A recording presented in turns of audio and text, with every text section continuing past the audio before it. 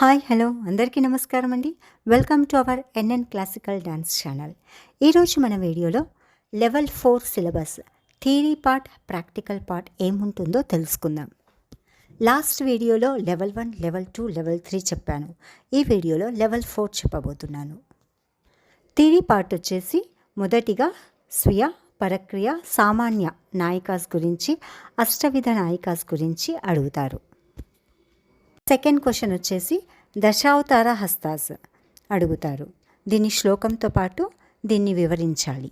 Next లోకధర్మి, నాట్యధర్మి, రెండు రకాల ధర్మీలు ఉంటాయి కాబట్టి ధర్మి యొక్క శ్లోకము, లోకధర్మి, నాట్యధర్మి శ్లోకంతో పాటు వివరణ ఇవ్వాల్సి ఉంటుంది.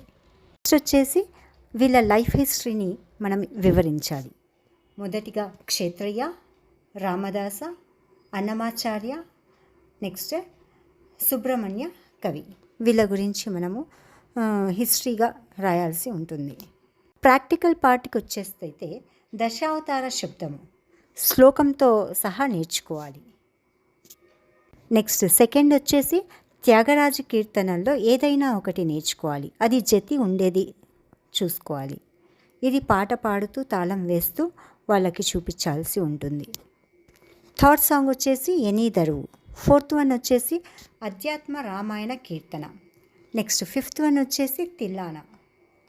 సిక్స్త్ వచ్చేసి రాగ, తాళ, composers and meaning of these all items అంటారు. ఇప్పుడు ఏమేమి నేర్చుకున్నామో ఆ సాంగ్స్కి అన్నిటికీ రాగము, తాళము, రైటర్ ఎవరు, దీని మీనింగ్ ఏంటి, ఇవన్నీ ఎక్స్ప్లెనేషన్ అయితే ఇవ్వాల్సి ఉంటుంది. చూసారు కదండి ఈ వీడియో. లెవెల్ 4లో ఎలా ఉంటుంది, థియరీ ఎలా ఉంటుంది, ప్రాక్టికల్ ఎలా ఉంటుందో చెప్పాను. ఈ వీడియో కనుక మీకు నచ్చినట్లయితే లైక్, షేర్, కామెంట్ చేయటం మర్చిపోకండి. ఇంకా మన ఛానల్ని ఎవరైనా సబ్స్క్రైబ్ చేయని వాళ్ళు తప్పకుండా సబ్స్క్రైబ్ చేసుకోండి. Thanks for watching. ధన్యవాదములు.